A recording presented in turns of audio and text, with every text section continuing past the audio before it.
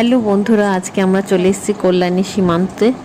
আর কল্যাণী সীমান্ততে আমার এক আত্মীয় বাড়ি আছে, তাদের বাড়ি যাচ্ছি। তো একটু ভেতরে, তো চারিদিকে দেখুন হচ্ছে গাছপালা আর মাঠ। আর এখন যেহেতু বর্ষাকাল, এই সময় পাট করা হয়, চাষ করা হয় পাটের। চারিদিকে পাট ভেজানো হয়েছে।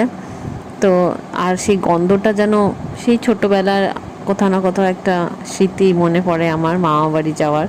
তো এইখানে অনেক দিন পর এসে খুবই ভালো লাগছে আমার এই গ্রামের দৃশ্য দেখে। আর চারিদিকে খুবই সুন্দর একটা পরিবেশ। এই ছোট্ট একটা ভিডিও করলাম, ভাবলাম এই গ্রামটা আপনাদেরও দেখাই। এখানে চারিদিকে পাট কাটি শুকানোও হচ্ছে চারিদিকে। আমার আত্মীয় বাড়িতে একটা অনুষ্ঠান ছিল, সেই উদ্দেশ্যে আমরা এসেছিলাম। তো আজকের দিনটা খুবই ভালো কাটলো এই গ্রাম্য পরিবেশে। আজকে এই পর্যন্তই, টাটা।